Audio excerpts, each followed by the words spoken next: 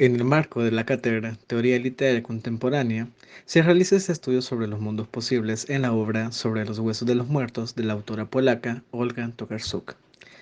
En este caso, el grupo correspondiente está conformado por Fátima Salinas y Carlos Quintanilla. Antes de abordar completamente el estudio de la producción, debemos de repasar algunos aspectos de la teoría de los mundos posibles. En este caso, dicha teoría está compuesta por diferentes argumentos o postulados de Humberto Eco, Tomás Pavel y de Karina Subilaga, siendo esta última la que se retomará, siendo profesora y doctora en letras, asimismo abordando su artículo denominado La teoría de los mundos posibles y su pertinencia para el estudio de la literatura castellana medieval. Dicho estudio presenta la teoría de los mundos posibles como un nuevo medio dinámico para el estudio contextualizado de la narrativa contemporánea y medieval. Las categorías que se engloban en esta teoría se desglosan en los personajes, el tiempo, el espacio y los mundos posibles que se generan por medio de los sueños, deseos, hipótesis e imaginación. La autora plantea que dichas categorías deben verse como elementos que de una forma más completa permitirán analizar los textos narrativos y, en ese sentido, es que se ha escogido esta teoría para analizar la novela de Olga Tokarczuk. Un punto que cabe resaltar es que se creó una guía de análisis con los elementos más importantes mencionados por la doctora Karina Subilaga. Se leyó la obra completamente para descifrar y extraer diferentes muestras que contengan información que puedan ser relacionadas con las diferentes categorías propuestas en la teoría de los mundos posibles, siendo este un trabajo compuesto desde la metodología cualitativa de investigación. Cabe mencionar que el estudio se motivó por medio de diferentes horizontes de perspectivas o expectativas que se tenía como investigadores, siendo estas 6. En primer lugar, se esperaba que la lectura sea grotesca, o al menos que mostrara los asesinatos de forma más descriptiva, con muchos detalles en la escena del crimen. En segundo lugar, al ser novela negra se esperaba que cuente con elementos de misterio y diversas pistas o hipótesis que tanto los personajes como los lectores podrían ir formulando a lo largo de la narración. En tercer lugar, se esperaba que haya un uso constante de elementos temporales que hagan un poco difícil llegar a la resolución de los asesinatos. En cuarto lugar, se esperaba que al ser un ejercicio de novela negra, esta contara con la estructura donde las acciones puedan plantearse desde el punto de vista del criminal, de la víctima o del protagonista. En quinto lugar, se aguardaba un uso de intertextualidad que permitiera denotar el contexto en el cual se desarrolla la trama. Y por último, se esperaba la aparición de elementos o temáticas que sean un punto clave para sugerir elementos de movimiento postmodernista en la novela. Antes de avanzar con el análisis propiamente de la producción, debemos de conocer aspectos de la autora. Olga Tokarczuk es una escritora polaca que nació el 29 de enero de 1962 en el pueblo polaco de Suleków. Actualmente tiene 60 años de edad. Es graduada en psicología por la Universidad de Varsovia en 1985 y tras graduarse trabajó como psicoterapeuta en la Clínica de Salud Mental de Wolfsburg. Debutó como escritora en la revista Napleslag, donde bajo el seudónimo de Natasha Borodin publicó sus primeras historias.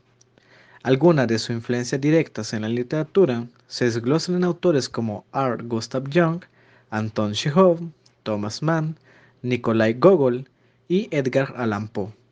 Su primera publicación fue el poemario La ciudad de los espejos de 1989. Sin embargo, su incursión en la narrativa se produce con la publicación de la novela El viaje del hombre de los libros en 1993. Actualmente posee alrededor de 18 publicaciones y ha sido galardonada con diferentes premios a nivel nacional e internacional, siendo uno de los más importantes el Premio Nobel de Literatura dado en el año 2018. Por otro lado, debemos de retomar lo que conocemos como el contexto histórico literario, y es que el año 2009 está plagado de diferentes publicaciones de notoria importancia. Por un lado, se tienen las publicaciones de la tercera parte de la saga Túneles de los escritores Roderick Gordon y Brian Williams. Igualmente se tiene la última publicación de José Saramago, siendo esta la novela Caín, que retoma nuevamente algunos pasajes de la Biblia. Por otra parte, se encuentran publicaciones como Brooklyn del escritor irlandés Colm Tolvin, que obtuvo el premio Costa de Novela. Igualmente se pueden observar las publicaciones de las novelas La Bestia del Corazón de Herta Müller, que aborda temas sociales sobre la dictadura de Nicolae Ceausescu. Por otro lado, se encuentra el otorgamiento del Premio Nobel de Literatura para la escritora Herta Müller.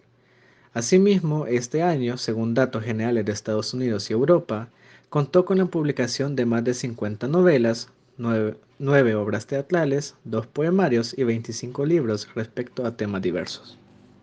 Ahora bien, entrando de lleno al análisis de esta producción, encontraremos primero el género y el movimiento. Diremos que la novela Sobre los huesos de los muertos pertenece al género narrativo. Dicho texto se considera una novela negra debido a la utilización de elementos relacionados a aspectos del crimen y fenómenos como injusticia, miedo y violencia.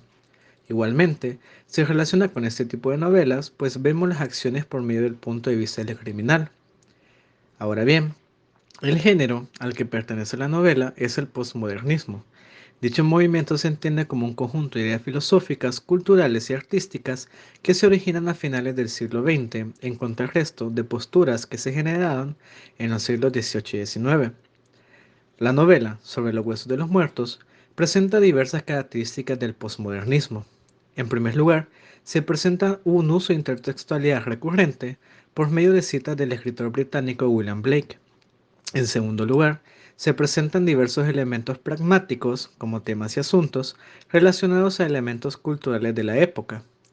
En tercer lugar, las temáticas que aborda Olga Tokarczuk se dirigen a retomar eventos o luchas sociales alejados de las concepciones establecidas por el marxismo. Por ende, aborda luchas sociales en torno a rasgos psicológicos, religiosos y culturales. En suma, debido a estos aspectos que se encuentran inmersos en la novela, puede considerarse que la misma se encuentra en el movimiento posmoderno. En este momento continuamos con el punto de la diégesis, y es que Sobre los huesos de los muertos es una novela que relata la vida de Janina Duszewsko, una ingeniera retirada que trabaja dando clases de inglés en una escuela del pueblo de Kotlina Grodzka. La historia se centra en cómo la protagonista intenta resolver diferentes asesinatos que están siendo perpetuados en dicha localidad y cuyas víctimas son diferentes hombres que eran cazadores furtivos. Por medio de revelaciones que nacen de sus conocimientos en la astrología y pensamientos en torno a sus posturas ecologistas, Janina Duszewsko intenta dar una explicación a dichos actos que la policía no puede resolver. Cabe subrayar que Olga Tokarczuk, por medio de esta novela, aborda diferentes asuntos sobre el status quo del ser humano sobre los animales, la religión, la injusticia, literatura, entre otros aspectos. La sociedad en aquel momento criticó demasiado a esta autora, debido a que llegaba a un punto a radicalizar estas posturas ecologistas. En estos momentos avanzamos con el apartado de los personajes. Hemos de aclarar que hemos seleccionado su clasificación por el desempeño y su composición, teniendo en primer lugar que Janina Duszewsko se considera una personaje protagonista y redondo. Este protagonista debido a que las acciones giran en torno a ella y se caracteriza por tener una postura radical ecologista que le lleva a interiorizar dentro de sí misma un sentimiento vengativo por los animales que se cazan en los alrededores de su pueblo. En segundo lugar, tenemos a Pan de Dios, considerado un personaje secundario y plano. Pan de Dios es uno de los personajes que ayudan y brindan apoyo a Janina. Se caracteriza por ser una persona de pocas palabras, pero que mantiene un estilo de vida ordenada y en calma y nunca cambia sus posturas. En tercer lugar, tenemos al personaje de Diony, considerado como secundario y redondo. Es un personaje secundario debido a la interacción y relación que tiene con la protagonista, ya que se presenta como un amigo de la misma. Se considera redondo debido a su cambio de decisión en laburar como traductor de literatura y no con el departamento de la policía. En cuarto lugar, tenemos a Boros, un personaje secundario y plano. Se presenta como un entomólogo que se queda en casa de Janina. Este presenta posturas parecidas con la protagonista, pero no se muestra un cambio en las mismas. En quinto lugar, tenemos a Buena Nueva, un personaje referencial y plano. Se considera referencial debido a que ayuda a contextualizar a la protagonista. Es una mujer joven que atiende un local de ropa de segunda mano, aficionada a la lectura de la literatura de terror. En sexto lugar tenemos a Pie Grande, considerado como un personaje antagonista, figurante y plano. Dicho personaje solo que esta función es de antagonista debido a que él es el responsable de los asesinatos de la perra de la protagonista y de la casa furtiva, y figurante, ya que ayuda a contextualizar a la protagonista. Gandul se presenta como un antagonista y figurante, también considera un personaje plano, ya que se hace presencia de este porque no cambia su posición o postura en torno a la casa furtiva. Después tenemos al personaje del alcalde, considerado también un personaje antagonista y figurante, asimismo plano, pues este, al igual que los anteriores, no cambia su posición sobre Yanina y la casa a lo largo de las acciones.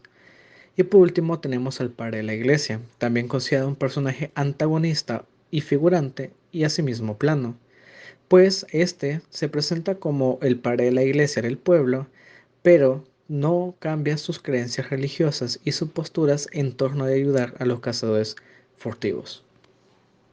Bien, para continuar, algunos de los elementos temporales encontrados en la novela son la pausa, que es la suspensión del tiempo de la historia en beneficio del tiempo del discurso.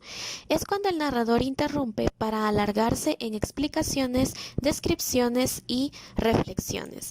Ante esto tenemos el siguiente ejemplo. Llevaba en la mochila un pequeño laboratorio, una caja con ampollas y frasquitos y allí, como él decía, ciertas sustancias químicas sintéticas que reproducían increíblemente bien las feromonas de los insectos. Para continuar tenemos el resumen, que es una parte de la historia condensada en un breve fragmento o en una oración. Así, el tiempo de la historia es mayor que el tiempo del discurso. Ante esto tenemos el siguiente ejemplo. Esperé en la cabaña de los profesores hasta que oscureció. Luego está el análisis, que es cuando el tiempo de la historia es menor que el tiempo del discurso. El tiempo de la historia se amplifica en el discurso. Y está el ejemplo. Por otra parte, sentía un gran alivio en ocasiones cuando uno piensa con mayor amplitud de miras sin prestar atención a ciertas ataduras del pensamiento. Cuando realiza un examen de ciertos actos, uno puede darse cuenta de que la vida de algunas personas no es nada buena para los demás. Creo que todo el mundo me dará la razón en este punto. Y por último, tenemos el tiempo inmóvil, que es cuando un plano temporal de la descripción en donde lo narrado permanece estático, la acción desaparece. Los hombres, las cosas y los lugares quedan inmóviles viviendo un instante eterno. Y se presenta el siguiente ejemplo.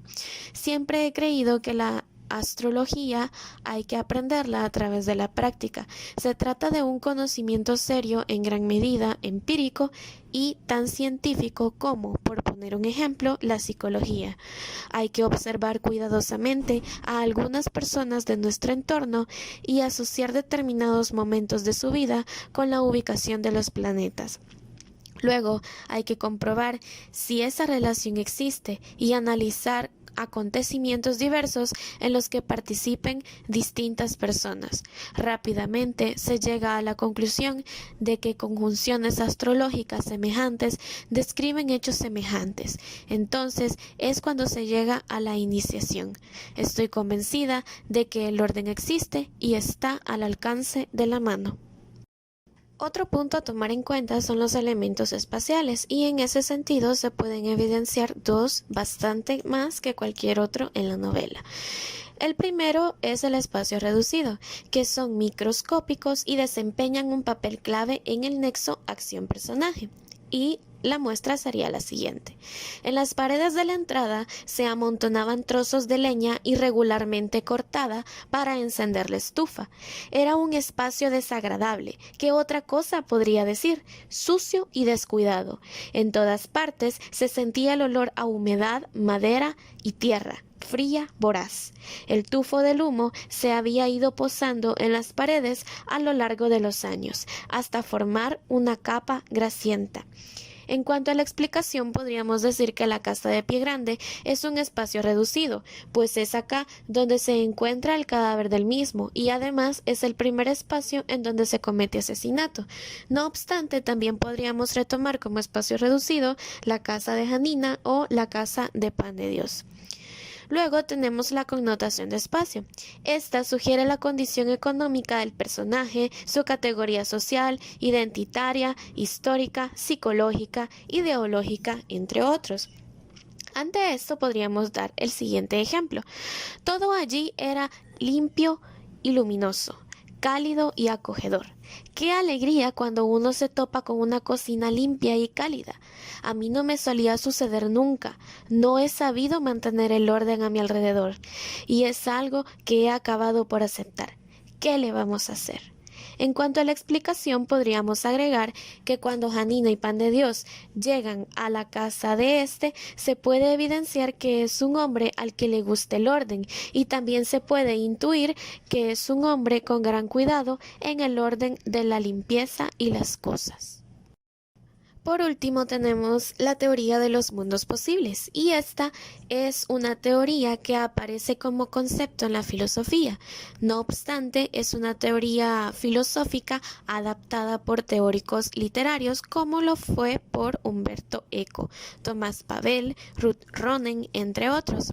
Según Dolezal, la teoría de los mundos posibles se fundamenta mediante la semántica y proporciona diversas posturas en torno a la ficcionalidad dentro de la ficción y establece tres ideas importantes.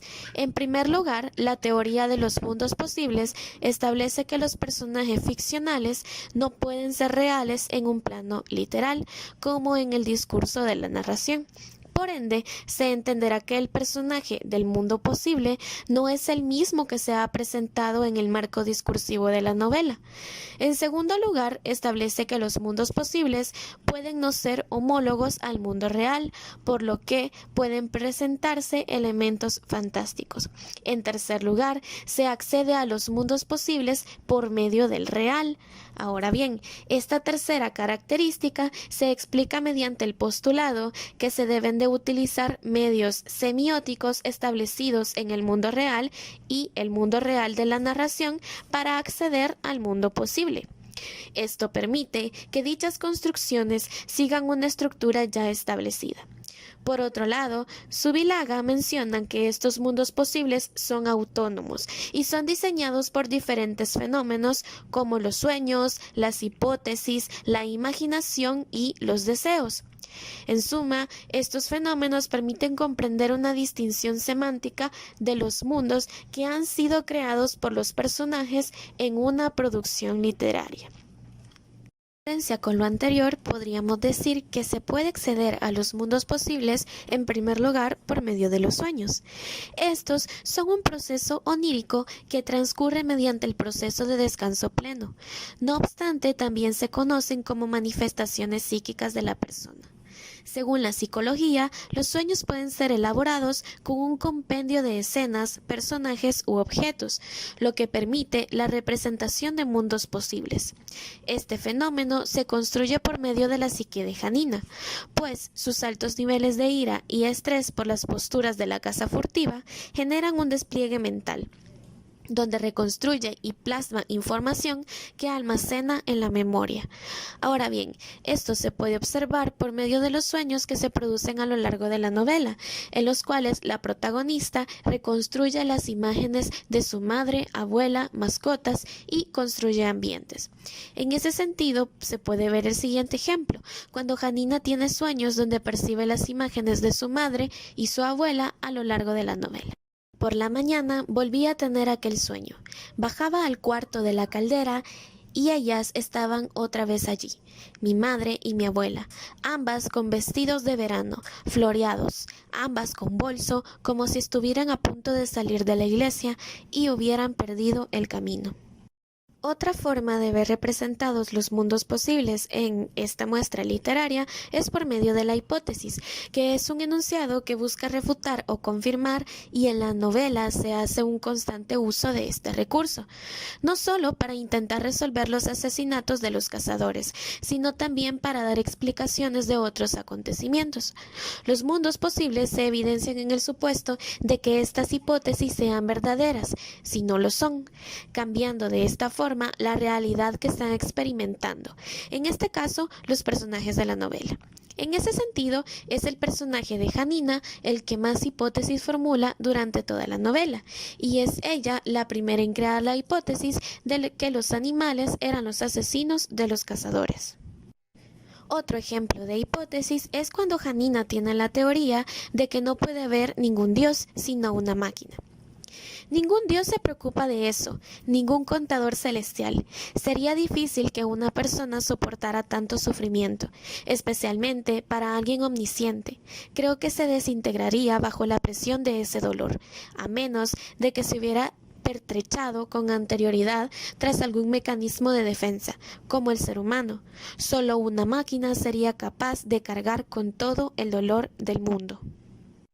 También se pueden evidenciar los mundos posibles por medio de la imaginación. Esta es una facultad humana que permite representar sucesos, eventos o imágenes que son cuestionables o no existen en la realidad. Los mundos posibles se presentan por medio de este fenómeno al momento de adentrarnos en la mente y pensamiento de la protagonista, pues es un medio de Janina que se originan diferentes creaciones, ideas o planteamientos de los demás personajes, ambientes y acciones. En Sobre los huesos de los muertos, la autora retoma a Janina como un elemento semiótico que permite plasmar nuevos procesos de percepciones.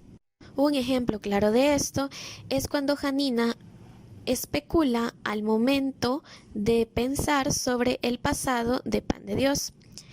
Creo que trabajaba en el circo, aunque ignoro si se trataba del contable del circo o era acróbata. Prefiero pensar que era acróbata, y cuando cojea me imagino que hace tiempo, en los maravillosos años 60, durante un número especial, algo provocó que su mano no alcanzara el trapecio y cayera desde lo alto sobre un suelo lleno de serrín. Por último, podemos encontrar los mundos posibles por medio de los deseos. Estos son intereses o cosas que se buscan lograr u obtener. Los mundos posibles se evidencian en este aspecto en la posibilidad de cumplir ese deseo, pues al no hacerlo se estaría teniendo una realidad o un mundo diferente al que se tiene si no se logra lo deseado. Bajo esa perspectiva, Janina es la que más manifiesta sus deseos explícitamente, aunque claramente existían personajes como el sacerdote o bien los mismos cazadores que manifestaban deseos implícitos, no evidenciados en la lectura, de que Janina dejara de molestarlos o que no se interesara tanto por las muertes de los animales. Un ejemplo claro de esto es cuando Janina desea que todas las personas se comporten como animales, como si pudieran tenerse la confianza que los insectos poseen por sus compañeros. Me he enterado de que la mayoría de los insectos caen en letargo invernal. Las hormigas se apiñan unas contra otras en la profundidad del hormiguero, formando un gran ovillo, y duermen así hasta la primavera. Desearía que la gente se tuviera ese tipo de confianza. Terminar, en cuanto a los resultados y conclusiones, tenemos lo siguiente. En primer lugar, la autora presenta el uso de elementos fantásticos al momento de presentar algunos mundos posibles dentro de la narración. También que hay presencia de los diferentes medios que propone Karina Zubilaga sobre los mundos posibles. Además, se encuentra un manejo de diversos elementos semióticos, connotaciones, denotaciones, aspectos históricos, información astrológica, entre otros, que permiten la creación de mundos posibles. También hay un gran uso de elementos temporales, especialmente la pausa y el tiempo inmóvil. También los espacios reducidos tienen gran importancia en la novela. Y por último, el recurso más usado en la obra para la representación de los mundos posibles es el de la hipótesis. Les agradecemos que hayan visto nuestro video y a continuación se dejan las referencias utilizadas en este trabajo.